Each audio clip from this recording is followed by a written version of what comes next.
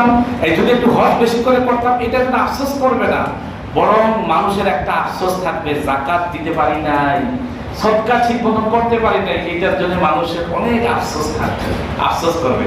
আল্লাহ তাআলা কোরআনের মধ্যে বলেছেন, ওয়া আনফিকু মিম্মা রাযাকনাকুম মিন ক্বাবলি আইয়াতিয়া আহাদাকুমুল মাউত, তোমাদেরকে আমি যা রিজিক দিয়েছি এই রিজিকটাকে তোমরা খরচ করতে থাকো। আইয়াতিয়া আহাদাকুমুল মাউত, তোমাদের কাছে মৃত্যু আসার আগেই, মৃত্যু আসার আগেই তোমরা খরচ করতে থাকো।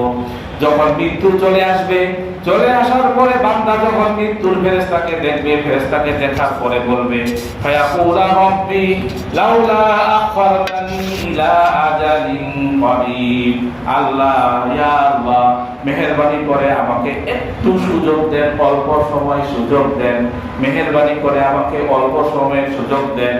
সুযোগ দিলে যদি আপনি লাউলা আখখারতানি ইলা আজালিন করিব, অল্প সময় যদি আপনি আমাকে সুযোগ দেন,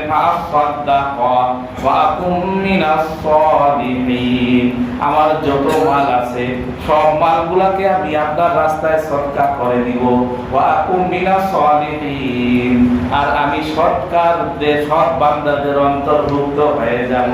কখন বলবে বলেন? মৃত্যুর ফেরেশতাকে যখন দেখবে, এটা নিয়ে আফসোস করতে থাকবে, আল্লাহ একটু সুযোগ দেন, যত মাল আছে আমার সব মালগুলোকে আমি সদকা করে দিব। আল্লাহ তাআলা বলবেন, ওয়ালা ইউআখিরুল্লাহু নাফসান ইযা জাআ আজালুহা, খবরদার আর এক সেকেন্ড, এক মুহূর্তের জন্য আর কোনো সুযোগ থাকবে না, আর এক সেকেন্ডের জন্য তুমি কোনো সুযোগ পাবা না। যখন মানুষের আজাল চলে আসবে, মৃত্যুর সময় চলে আসবে, এক সেকেন্ডের জন্যও সেই মানুষ আর সুযোগ পাবে না। এই জন্য ভাই, মৃত্যু আসার আগেই আমার পক্ষে যেটা সব দিতে বলেননি আল্লাহ তাআলা, শতকরা হিসাব করেছেন, 40 ভাগের 1 ভাগ, শতকরা 2.5 ভাগ সব দিতে বলেননি। শতকরা 2.5% আমি যদি আল্লাহ তাআলা রাস্তায় সদকা দিব, যাকাত দিব, ইনশাআল্লাহ তাআলা আল্লাহ তাআলা আমার মালকে কমাবেন না, বৃদ্ধি করে দিবেন, এবং আমার গুনাহকে মাফ করে দিবেন, আমার সম্পদকে আল্লাহ তাআলা গচ্ছিত রাখবেন, সংরক্ষিত করে রাখবেন, আমার কোনো দিক দিয়ে লস নাই। কয়টা ফায়দা দেখেন, মালের সংরক্ষণ হচ্ছে, মালকে আবার বৃদ্ধিও করে দিচ্ছেন আল্লাহ তাআলা, যতটুকু আমরা খরচ করবো তার থেকে দ্বিগুণ বৃদ্ধি হবে, পাশাপাশি আল্লাহ তাআলা মাফও করে দিবেন। এই জন্য সদকা করার ক্ষেত্রে, যাকাত আদায় করার ক্ষেত্রে বিন্দু মাত্র আমরা কার্পণ্য করবো না ইনশাআল্লাহ তাআলা। আমাদের ওস্তাদ বলতেন, কেউ যদি হিসাব করে, নিয়ম করে, নামাজ যেভাবে পড়ে সেইভাবে যদি যাকাত আদায় করে, আল্লাহ তাআলা তাকে এত বরকত দিবেন, এই বরকতের, হুজুরের ভাষা, এই বরকতের ঠেলা সে সামলাইতে পারবে। এই জন্য যাকাত দিতে কখনো কার্পণ্য করবো না, 1 পয়সা আপনার লস হবে না ইনশাআল্লাহ। বাহ্যিকভাবে দেখবেন লস হচ্ছে, বছর শেষে দেখবেন 1 পয়সাও লস নেই, বিশ্বাস করেন, আমি নিজে এটা সাক্ষী, আমি বহু পরীক্ষা করে দেখেছি। এটা সুন্দর একটা ঘটনা শোনাবো আপনাদেরকে, বুখারী শরীফের মধ্যে বর্ণিত হয়েছে, আবু উমামা বাহিলী রাদিয়াল্লাহু তাআলা আনহু থেকে বর্ণিত হয়েছে। ঘটনা শুনবেন। হযরত সালাবা ইবনে হাতেব, কি নাম বলেন? সালাবা ইবনে হাতেব রাদিয়াল্লাহু তাআলা আনহু মসজিদে নববীর দিন রাত্রির খাদেম ছিলেন। মসজিদে নববীতে দিন রাত্রি খেদমত করতেন, নামাজ পড়তেন, সিজদা করতেন, খেদমত করতেন আর নামাজ পড়তেন, সিজদা করতেন। পাথরের জমিন তো ছিল, একটু টাইলস করা ছিল না, তো পাথরের জমিনের মধ্যে সিজদা করতে করতে কপালের অবস্থা এমন হয়ে গিয়েছিল, হাদিসের কিতাবের মধ্যে লিখে যে তার কপালটা উটের যে হাঁটু আছে না, উটের হাঁটুর মতো কপাল হয়ে গিয়েছিল। একদিন রাসূল সাল্লাল্লাহু আলাইহি সাল্লামের পিছনে নামাজ আদায় করলেন। ফরজ নামাজ আদায় করার পরে সুন্নত না পড়ে তাড়াহুড়া করে বের হয়ে যাচ্ছিলেন। মনোযোগ দিয়ে শুনবেন সবাই ঘটনা। আমি লাস্টে আবার কি বুঝলেন এটা জিজ্ঞাসা করবো সবার কাছে জিজ্ঞাসা করবো ইনশাআল্লাহ। নামাজ পড়লেন, ফজরের ফরজ নামাজ পড়লেন, ফরজ নামাজ পড়ে সুন্নত না পড়ে বের হয়ে চলে গেলেন। রাসূল সাল্লাল্লাহু আলাইহি সাল্লাম খেয়াল করলেন, সালাবা ইবনে হাতেব রাদিয়াল্লাহু তাআলা আনহু সুন্নত না পড়ে বের হয়ে যাচ্ছেন। আরে আবু সালাবা, তুমি কি মুনাফিক হয়ে গেলা নাকি? সুন্নত না পড়ে তুমি তাড়াহুড়া করে মসজিদ থেকে বের হয়ে যাচ্ছ তিনবার, ইয়া রাসূলুল্লাহ বিশ্বাস করেন আমি মুনাফিক হয়ে যাই নাই, ইয়া রাসূলুল্লাহ আমি মুনাফিক হয়ে যাই নাই। তাহলে কেন তুমি সুন্নত নামাজ না পড়ে তাড়াহুড়া করে বের হয়ে যাচ্ছ বলো? ইয়া রাসূলুল্লাহ বিশ্বাস করেন বলতে চাইতেছিলাম না, আমার পরনে যে কাপড় আছে আমার স্ত্রীর এবং আমার দুইজনের কাপড় একটা। কি বলেছে? আমার স্ত্রীর আর আমার মিলে দুইজনের কাপড় কয়টা? আমি এই এক কাপড় পরে আমরা দুইজনে নামাজ আদায়, হয়তো সব কাপড় থাকতে পারে, নামাজ পড়ার মতো কাপড় একটাই ছিল। ইয়া রাসূলুল্লাহ এই কাপড় পরে আমি আপনার পিছনে এসেছি নামাজ আদায় করতে, আমি নামাজ আদায় করা শেষ, এখন আমি চলে যাব। এই চলে গিয়ে আমার স্ত্রী বিবস্ত্র অবস্থায় আছে, আমার স্ত্রীকে আমি কাপড়টা দিব, আমি বিবস্ত্র হয়ে থাকবো, আমার স্ত্রী কাপড় আদায় করবে, নামাজ আদায় করবে, এই জন্য আমি তাড়াহুড়া করে চলে যাচ্ছি। ইয়া রাসূলুল্লাহ মেহেরবানি করে আমার জন্য একটু আপনি আল্লাহর কাছে দোয়া করে দেন, আল্লাহ তাআলা যেন আমাকে একটু মাল সম্পদ দান করেন। কি করুণ অবস্থা ছিল সাহাবা কিরাম রাদিয়াল্লাহু তাআলা আনহুর। চুলার মধ্যে চুলার আগুন জ্বলতো না, কাপড় ছিল না, খাবারের কিছু ছিল না, এই অবস্থা এখন আছে আমাদের মুসলমানদের। বলেন তারপরে আমরা শুকরিয়া আদায় করি না।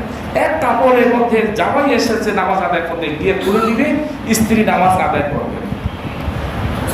আল্লাহ রাসূল সাল্লাল্লাহু আলাইহি সাল্লাম বলেন সালাবারে ওই মাল উত্তম, অল্প মাল উত্তম, তুমি যেটা শুকরিয়া আদায় করবা সেটা অধিক মালের থেকে উত্তম, যেটা তুমি সামলাইতে পারবা না।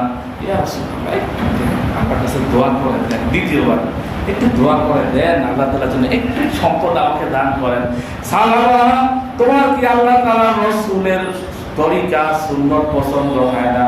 সেই আল্লাহ তাআলার কসম, যে আল্লাহ তাআলার হাতে আমার প্রাণ বিশ্বাস করা আমি যদি চাইতাম, তাহলে এই মদিনার পাহাড় সবগুলা বড় বড় পাহাড়কে আল্লাহ তাআলা স্বর্ণে রূপান্তরিত করে দিতেন, স্বর্ণ হয়ে এরা আমার সাথে সাথে চলতে থাকতো, আমি সেইটা চাই নাই। দ্বিতীয়বার বললেন ইয়া রাসূলুল্লাহ আমার খুব কষ্ট হয়, মেহেরবানি করে আল্লাহ তাআলার কাছে একটু দোয়া করে দেন, আল্লাহ তাআলা যেন একটু মাল সম্পদ দান করেন। আপনাকে সাক্ষী রেখে আল্লাহ তাআলার কসম করে বলতেছি, আপনার দোয়া করবেন, আল্লাহ তাআলা যদি আমাকে মাল সম্পদ দান করেন, আমি প্রত্যেকটা এই মাল দিয়ে প্রত্যেকটা হকদারের হক আদায় করে দিব। রাসূল সাল্লাল্লাহু আলাইহি সাল্লাম হাত তুললেন, হাত তুলে আল্লাহ তাআলার দরবারে দোয়া করেন, আল্লাহ সাহাবাকে আপনি একটু ধন সম্পদ দান করেন। দোয়া করেন। রাসূলের দোয়া কখনো বিফলে যাবে? বলেন রাসূল তো দোয়া করেছেন, পুরো দিন রাসূলের দোয়া বিফলে যাবে না। আল্লাহ তাআলা দোয়া করার সাথে সাথে সাহাবা ছাগল ভেড়ায় প্রবৃদ্ধি হওয়া শুরু হয়ে গেল, অনেক বাড়তে থাকলো। মদিনা শহরের মধ্যে ছিল, সব সময় রাসূল সাল্লাল্লাহু আলাইহি সাল্লামের কাছে যাতায়াত করলো। ছাগল ভেড়া যখন বৃদ্ধি হইতে লাগলো, তখন তার যে শহরের মধ্যে জায়গাটা একটু ছোট হয়। আপনি দেখেন এখানে যারা বাড়িওয়ালা আছেন বা যারা ফ্ল্যাটে থাকেন, 2, 3, 4টা রুম, গ্রামে গিয়ে দেখেন বিশাল বড় বড় লাগে, বাড়ি দিয়ে বিশাল বড় না। শহরের মধ্যে জায়গা ছোট হয়, পাশে একটা উপত্যকায় গিয়ে তিনি আশ্রয় নিলেন, জায়গা কত, ছাগল ভেড়া অনেক হয়ে গেছে, বরকত হয়েছে, পাশের উপত্যকার মধ্যে আশ্রয় নিলেন। উপত্যকার মধ্যে যখন গেলেন, সেখানে আরো ছাগল ভেড়ার বৃদ্ধি হইতেছিল। ছাগল ভেড়ার যখন বৃদ্ধি হচ্ছিল, ওইখান থেকে সে সাহাবা একটু হাতে আসতেন রাসূল সাল্লাল্লাহু আলাইহি ওয়াসাল্লামের কাছে, এসে জোহরের নামাজ আসরের নামাজ আদায় করতেন, বাকি 3 ওয়াক্ত নামাজ ওই আস্থা বলে পড়ে নিতেন। 3 ওয়াক্ত নামাজ আস্থা বলে মধ্যে পড়ে নিতেন। আরো দিন যায়, যত দিন যায় রাসূল সাল্লাল্লাহু আলাইহি ওয়াসাল্লাম দোয়া করেছেন, আরো বৃদ্ধি বরকত হইতে আছে। ওই পাশের উপত্যকায় আর জায়গা হচ্ছে না। এরপর মদিনা থেকে একটু বাইরে চলে গেলেন, গিয়ে ওইখানে আশ্রয় নিলেন।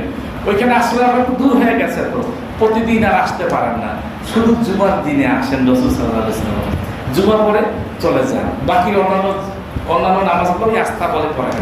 আবার ছাগল ভেড়া বৃদ্ধি হইতে আছে অনেক, আশেপাশে আর জায়গা হচ্ছে না, এবার গ্রামে চলে গেছেন, অনেক দূরে চলে গেছেন। সেইখান থেকে আর রাসূলের সাথে সাক্ষাৎ করতে পারতেছেন না। রাসূল সাল্লাল্লাহু আলাইহি ওয়াসাল্লাম একটা অভ্যাস ছিল, জুমার নামাজ পড়তেন, জুমার নামাজ পড়ার পরে এইভাবে ফিরে তাকাতেন, ফিরে তাকায় সাহাবা কিরাম রাদিয়াল্লাহু তাআলা আনহুদের সাথে কুশল বিনিময় করতেন। এটা রাসূল সাল্লাল্লাহু আলাইহি ওয়াসাল্লামের একটা স্বাভাবিক অভ্যাস ছিল। ফজরের সময় কুশল বিনিময় করতেন, আর জুমার দিন স্পেশালি সব সাহাবায়ে কেরাম রাদিয়াল্লাহু তাআলা আনহুদের সাথে কুশল বিনিময় করতেন। একদিন বললেন, কি ব্যাপার, আমার সাহাবা কোথায়, আমার সাহাবী সাহাবা কোথায়, তাকে তো নামাজেও দেখি না, তাকে জুমার নামাজেও দেখি না। সাহাবায়ে কেরাম রাদিয়াল্লাহু তাআলা আনহুম বললেন, ইয়া রাসূলুল্লাহ, আপনি দোয়া করেছেন সাহাবার দোয়ারের বরকতের জন্য, আল্লাহ তাআলা তার মালের মধ্যে এত এত বরকত দিয়েছে, সে এখন গ্রামে অনেক দূরে চলে গিয়েছে, সেখান থেকে আর আপনার কাছে আসতে পারে না। রাসূল সাল্লাল্লাহু আলাইহি সাল্লাম বলেন, আফসোস, সাহাবার জন্য অনেক আফসোস। ইতিমধ্যে একদিন সদকার আয়াত নাজিল হয়ে গেল, সদকার বিধান নাজিল হয়ে গেল। রাসূল সাল্লাল্লাহু আলাইহি সাল্লাম দুইজন প্রতিনিধি পাঠিয়ে দিলেন, যাও সাহাবার কাছে যাও, সাহাবার কাছে গিয়ে তাকে বলো সদকার বিধান নাজিল হয়েছে, কিছু সদকা দিয়ে দেওয়ার জন্য।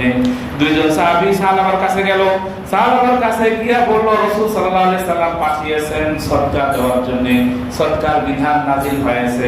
সাহাবা কপাল কুঁচকাইলেন, কপাল কুঁচকায় বলেন, যান, এখন আমি একটু ব্যস্ত আছি, আমি পরে দেখা করবো, পরে চিন্তা ভাবনা করে সিদ্ধান্ত জানিয়ে দিব। শুনবেন ভালো করে। চলে আসলো সাহাবায়ে কেরাম রাদিয়াল্লাহু তাআলা, প্রতিনিধি দুইজন রাসূল সাল্লাল্লাহু আলাইহি সাল্লামের কাছে চলে আসলো। আসার পরে রাসূল সাল্লাল্লাহু আলাইহি সাল্লামকে সব বর্ণনা যখন শুনিয়ে দিল, রাসূল সাল্লাল্লাহু আলাইহি সাল্লাম বললেন, আফসোস, সাহাবার জন্য অনেক আফসোস, দিন চলে যাচ্ছে। ইতিমধ্যে একদিন সূরা তাওবার ৭৬ নাম্বার আয়াত নাযিল হইল। আয়াতের মধ্যে আল্লাহ তাআলা বলেন, তোমাদের মধ্যে কিছু মানুষ আছে যারা আল্লাহ তাআলার সাথে অঙ্গীকার করে কিন্তু অঙ্গীকার পুরা করে না।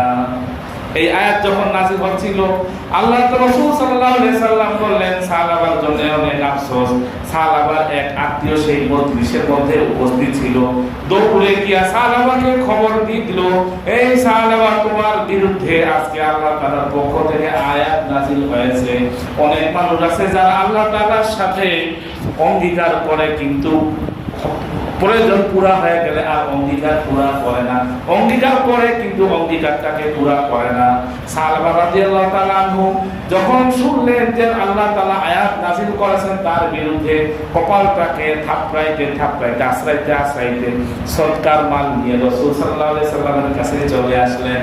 আসার পরে বলছেন, ইয়া রাসূলুল্লাহ, মাফ করে দিবেন, ভুল হয়ে গেছে আমার, এই যে আমার সদকার জন্য যে লোক পাঠিয়েছেন, এই যে আমার সদকার মাল, এই যে আমার যাকাতের মাল নেন। রাসূল সাল্লাল্লাহু আলাইহি সাল্লাম বলেন, আর কোনো সুযোগ নাই, আর সুযোগ নাই, আল্লাহ তাআলা তোমার মাল গ্রহণ করতে আমাকে নিষেধ করে দিয়েছে। সে আফসোস করতে করতে পুরা কপাল আশ্রয় দিয়েছিল, হায় হায়, কি করলাম, কি হয়ে গেল, আল্লাহ তাআলা আমার বিরুদ্ধে আয়াত নাযিল করেছেন। এই আফসোস করতে করতে সে শেষ হয়ে যাচ্ছিল। রাসূল সাল্লাল্লাহু আলাইহি সাল্লাম বলেন, তোমার আমার কি করার ছিল বলো, আমি তোমাকে নিষেধ করেছি কিন্তু তুমি শোনো নাই। ইতিমধ্যে রাসূল সাল্লাল্লাহু আলাইহি সাল্লাম একদিন ইন্তেকাল করে ফেলেন, চলে গেলেন দুনিয়া থেকে। আবু বকর রাদিয়াল্লাহু তাআলা আনহুর জামানা আসলো। আবু বকর রাদিয়াল্লাহু তাআলা আনহুর সামনে সাহাবা সদকা যাকাতের মাল নিয়ে হাজির হয়ে গেল। আবু বকর রাদিয়াল্লাহু তাআলা আনহু বলেন, সাহাবা রে, যেই মাল আমার রাসূল সাল্লাল্লাহু আলাইহি সাল্লাম গ্রহণ করেন নাই, সেই মাল আমি কিভাবে গ্রহণ করি বলো। আবু বকর রাদিয়াল্লাহু তাআলা আনহুর জামানাও শেষ হয়ে গেল। ওমর রাদিয়াল্লাহু তাআলা আনহুর জামানা যখন আসলো, সাহাবা আবার ওমর রাদিয়াল্লাহু তাআলা আনহুর জামানায় সদকা যাকাতের মাল নিয়ে আসলো। ইয়া আমিরুল মুমিনিন, মেহেরবানি করে আমার এই মালটাকে গ্রহণ করেন। আমিরুল মুমিনিন ওমর রাদিয়াল্লাহু তাআলা আনহু বলেন, সাহাবা রে, যে মাল স্বয়ং রাসূল সাল্লাল্লাহু আলাইহি সাল্লাম গ্রহণ করেন নাই, আবু বকর রাদিয়াল্লাহু তাআলা আনহু গ্রহণ করেন নাই, আমি কিভাবে সেই মাল গ্রহণ করি বলো। ওসমান রাদিয়াল্লাহু তাআলা আনহুর জামানা যখন আসলো, অনুরূপ ভাবে ওসমান রাদিয়াল্লাহু তাআলা আনহুর জামানাতেও সে সদকার মাল নিয়ে হাজির হয়েছে। মেহেরবানি করে আপনি আমার এই মালকে গ্রহণ করুন। ওসমান রাদিয়াল্লাহু তাআলা আনহু একই উত্তর দিলেন। শেষে ওসমান রাদিয়াল্লাহু তাআলা আনহুর জামানায় সদকার মাল না দেওয়া অবস্থায় সে সাহাবাদের দুনিয়া থেকে চলে গেল। এরকম যদি আমার হালাত হয়, আমি আমার টাকা, সদকার টাকা, আর যে 8টা খাত আছে, এই 8 খাতে যদি আমি দিতে পারি, আল্লাহ তাআলার রাস্তায় যদি আমি ব্যয় করতে পারি, আল্লাহ তাআলার কোনো প্রয়োজন নাই, বরং আমি যদি আল্লাহ তাআলার রাস্তায় মাদ্রাসা বা খাতগুলাতে দিতে পারি, এটা আমার লাভ, আরো লাভ না। যাকে দিবেন সে তো আমার বাবা বলতেন, আমার বাবা একটা জেনারেল মানুষ, আমার বাবা বলতেন, যদি কাউকে কিছু দিবা খাবে, বাথরুম করবে, শেষ। আমি দিতেছি, আমার লাভ, আমি যাকে দিচ্ছি তার বিন্দু মাত্র লাভ নেই, সে তো আমার টাকা খাবে, বাথরুম করবে, শেষ। কিন্তু আমি দিচ্ছি, আমার লাভ। কেন আমার লাভ? আমার মালকে আল্লাহ তাআলা সংরক্ষিত রাখবেন, আমার গুনাহকে মাফ করে দিবেন, আমার মালকে পবিত্র বানিয়ে দিবেন, আমার সম্পদকে আল্লাহ তাআলা বৃদ্ধি করে দিবেন। এই জন্য উদারতার সাথে আমরা সদকা যাকাত আদায় করবো ইনশাআল্লাহ তাআলা। বুখারী শরীফের 3464 কত নাম্বার? 3464 নাম্বার। আজকে একটু সময় চেয়ে নিচ্ছি, 15 দিন সময় মতো ছেড়ে দেওয়ার চেষ্টা করি। আজকে হয়তো 2-4-5 মিনিট একটু সময় নিব। রমজান মাস শেষের দিকে চলে যাবে, 2-4-5 মিনিট সময় বাড়িয়ে নিব ইনশাআল্লাহ। 3464 নাম্বার হাদিসের মধ্যে সুন্দর একটা ঘটনা এসেছে। আমরা ছোটবেলায় স্কুলের প্রাথমিক বিদ্যালয়ের বইতে পড়েছি। বনি ইসরায়েলের 3 মানুষ ছিল না? 3 মানুষ ছিল, কি কে ছিল বলেন? ছোটবেলায় আমি পড়েছি প্রাথমিক স্কুলের প্রাথমিক বিদ্যালয়ের। একজন শ্বেত রোগী ছিল, আরেকজন ছিল টাকওয়ালা, আরেকজন ছিল অন্ধ। ফেরেশতা আল্লাহ তাআলা পরীক্ষা করতে চাইলেন। পরীক্ষা করতে চাওয়ালে ফেরেশতা পাঠিয়ে যাও পরীক্ষা করো। পরীক্ষা ফেরেশতা আসে, প্রথমে শ্বেত রোগ বিশিষ্ট লোকের কাছে আসে, তুমি কি চাও, কি জিনিস তোমার পছন্দ?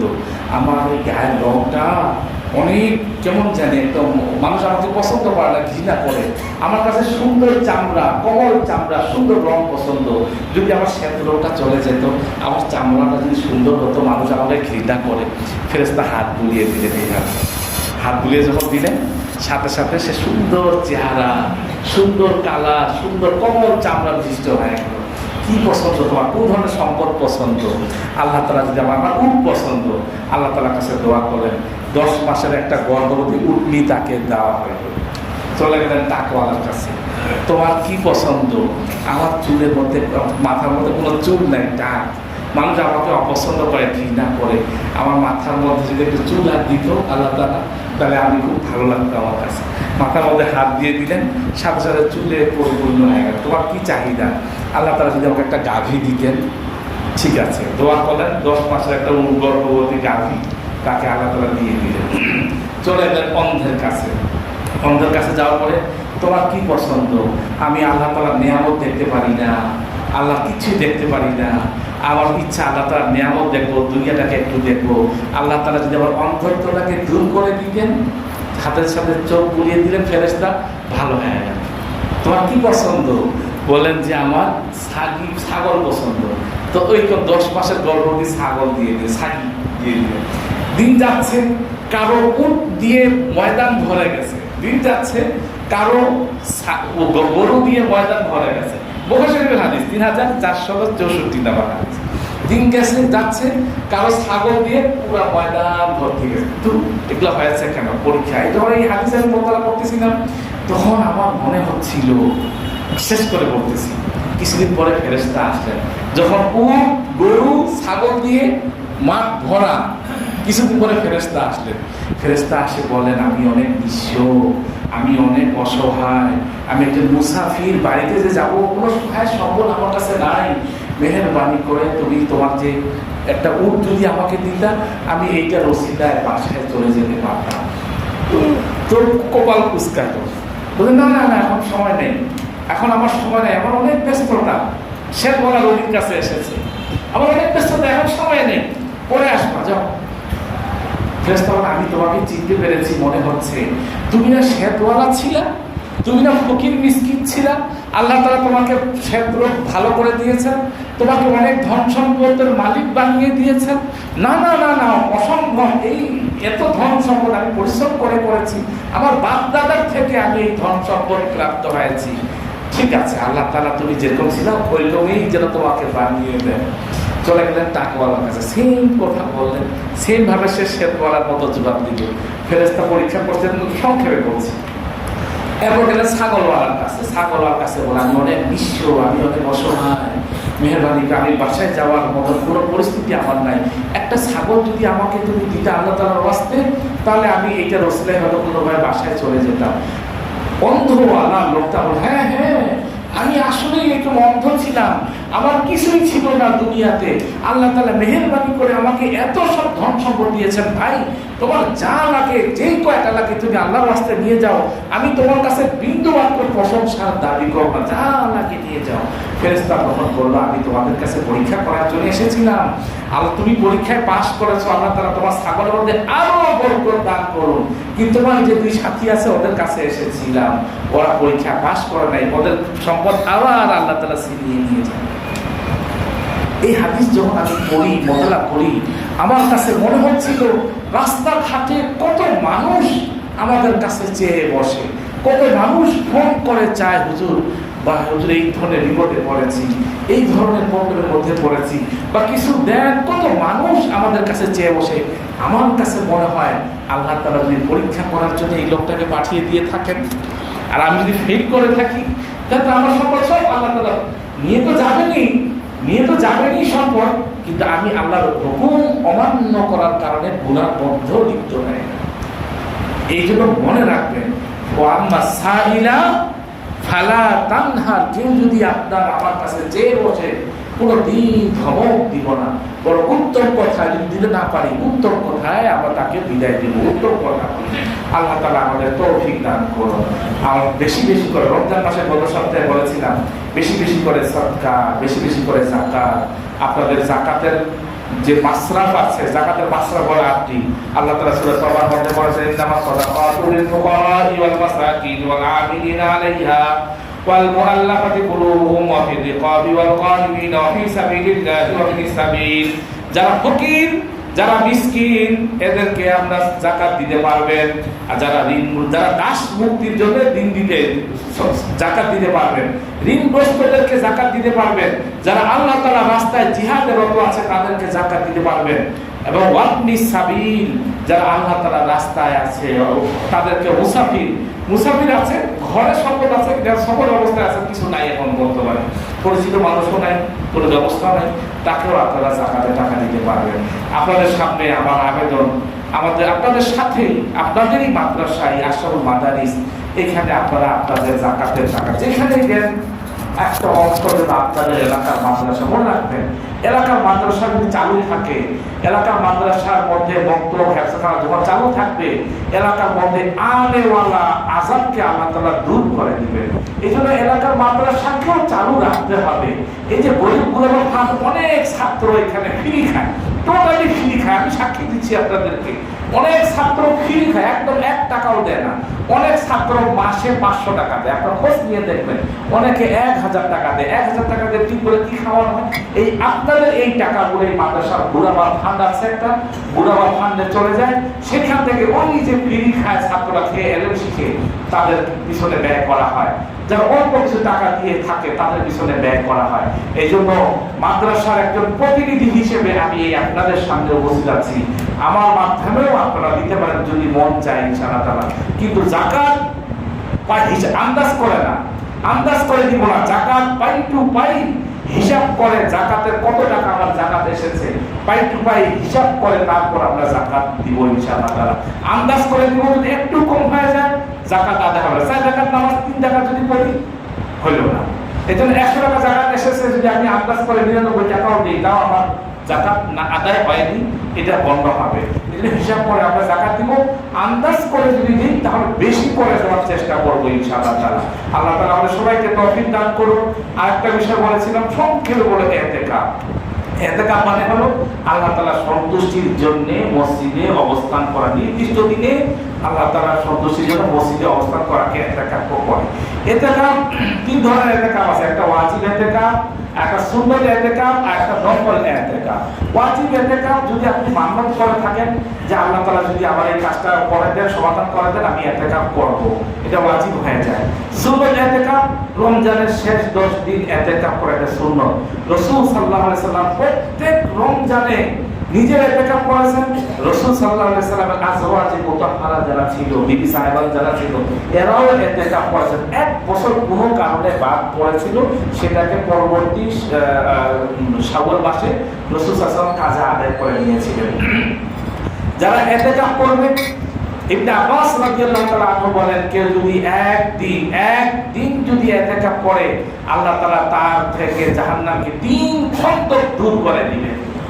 এক খন্ড কতটুকু? পূর্ব দিগন্ত থেকে পশ্চিম দিগন্তের দূরত্ব যতটুকু, এক খন্ডের দূরত্ব এতটুকু। একদিনের ইতিকাফে যদি এই ফজিলত হয়, তাহলে যে 10 দিন ইতিকাফ করবে তার ফজিলত কত বেশি হবে বলেন। এজন্য যারা 10 দিন ইতিকাফ করবে, সুন্নত ইতিকাফ করবে, তারা জাহান্নাম থেকে নিষ্কৃতি পাবে। যে আব্বাস রাদিয়াল্লাহু তাআলা আনহু থেকে বর্ণিত হাদিস, এটা গ্যারান্টি। আর হলো যারা 10 দিন ইতিকাফ করবে, 2টা হজ, 2টা ওমরার সওয়াব পেয়ে যাবে ইনশাআল্লাহ। আরেকটা গুরুত্বপূর্ণ ফজিলত হলো, যারা ইতিকাফ করবে তারা শবে কদর পেয়ে যাবে ইনশাআল্লাহ। যারা ইতিকাফ করবে, কারণ এতে রাসূল সাল্লাল্লাহু আলাইহি ওয়াসাল্লাম অসংখ্য হাদিস শবে কদর তালাশ করতে বলেছেন। কবে? বেজর রাত্রিতে। ইবনে আব্বাস রাদিয়াল্লাহু তাআলা আনহু থেকে বর্ণিত আছে, রাসূল সাল্লাল্লাহু আলাইহি ওয়াসাল্লাম তিনি দেখেছেন, রাসূল সাল্লাল্লাহু আলাইহি ওয়াসাল্লাম 21 রাত্রিতে শবে কদর পেয়েছেন। সিজদার কালে রাসূল সাল্লাল্লাহু আলাইহি ওয়াসাল্লাম কপালের মধ্যে কাদা বালি লেগেছিল। ইবনে আব্বাস রাদিয়াল্লাহু তাআলা আনহু সচক্ষে দেখেছেন। এজন্য রাসূল সাল্লাল্লাহু আলাইহি ওয়াসাল্লাম বলেছেন, যারা ইতিকাফ করবে তারা শবে কদর পেয়েই যাবে। বেজর রাত্রিতে ইতিকাফ তালাশ করতে বলেছেন। আর যারা 10 দিন করবে, এরা বেজর রাত্রিতে আল্লাহ তাআলার ঘরে অবস্থান করবে। এরা ঘুমাবে, তাও আল্লাহ তাআলার ঘরের মেহমান। এরা আমল করবে, তাও আল্লাহ তাআলার ঘরের মেহমান। আর মেহমান যদি ঘরের মধ্যে আসে, মেজবান যত বড় মনের, মেজবান যত উঁচু মাপের, মেহমানদারি তত উঁচু মাপের হয়। আমি যে লেভেলের মানুষ, আমার ঘরে আমি সেইভাবেই আপ্যায়ন করবো। আপনি যত বড় মনের মানুষ, আপনার ঘরে মেহমান আসতেছে, আপনি ছাগল উট জবাই করে খাওয়াচ্ছেন। আল্লাহ তাআলা যত বড়, আল্লাহ তাআলা বরত্ব অনুযায়ী আল্লাহ তাআলা মেহমানদারি করবেন। এই জন্য যারা ইতিকাফ করবে 10 দিন, এরা শবে কদর পেয়েই যাবে, মিলেই যাবে। আর একবার যদি শবে কদর পেয়ে যায়, তাহলে কি হবে বলেন? খায়রুম মিন আলফি শাহর। আমি যদি ইতিকাফ করার কারণে একবার শবে কদর পেয়ে যাই, 1000 মাস ইবাদত করার থেকেও বেশি খায়ের হবে। এই জন্য সময় সুযোগ যদি থাকে, অবশ্যই আমরা ইতিকাফ করব। ইতিকাফকারী 10 দিন রবের দরবারে পরিবার পরিজন ছেড়ে পড়ে থাকে। মানে কি? ওলামায়ে কেরামগণ বলেন, কেমন যেন রবের দরজার চৌকাঠ ধরে সে বসে থাকে, আল্লাহ মাফ না করলে আর যাচ্ছি না এখান থেকে। 10 দিন এই নিয়ত করবেন, আল্লাহ এই আপনার চৌকাঠ ধরে বসলাম। ঢোকার সময় নিয়ত করবেন, আল্লাহ এই চৌকাঠ ধরে বসলাম, মাফ না করা পর্যন্ত আমি আর যাচ্ছি না এখান থেকে। হ্যাঁ, তো একজন জালেম, একটা নিষ্ঠুর মানুষের যদি পা ধরে বসে থাকেন, আমি আর ছাড়তেছি না মাফ না করে, একটা নিষ্ঠুর মনে বলে যাবে, আমার রব তো দয়ালু, আমি 10 দিন রবের চৌকাঠ ধরে বসে থাকবো, আল্লাহ মাফ না করলে আমি আর এখান থেকে যাচ্ছি না। সবাই যখন মাফ করবেন, আপনাকে আগে মাফ করবেন ইনশাআল্লাহ। এই জন্য যারা ইতিকাফ করবো, আমরা সবসময় লিস্ট করি। এখন থেকে আমরা লিস্টের মধ্যে নাম লিখিয়ে ফেলবো। আমাকে জানাবেন, সাইদুল ভাই আছে, মুয়াজ্জিন সাহেব আছে, জানাবেন যে আমরা ইতিকাফ করবো ইনশাআল্লাহ তাআলা। আমি, মুয়াজ্জিন সাহেব, খাদেমরা আছেন, আমরা সবাই আপনাদের খেদমতে নিয়োজিত থাকবো। কারো যদি কোনো অসুবিধা থাকে আমাদেরকে বলবেন, সেটাও আমরা সমাধানের চেষ্টা করবো ইনশাআল্লাহ তাআলা। আল্লাহ তাআলা সদকা যাকাত ঠিকমতো আদায় করার তৌফিক দান করুন। আমাদের সবাইকে, যারা যারা ফিরে আছে, সবাইকে ইতিকাফ করার তৌফিক দান দেখবেন। ওমা আলাইনা ইল্লাল বালাগ। যারা সুন্নত নামাজ আদায় করিলেন, সুন্নত নামাজ আদায় করেন, মাফ করে দিবেন। আজকে একটু 5 মিনিট সময় বেশি দিয়ে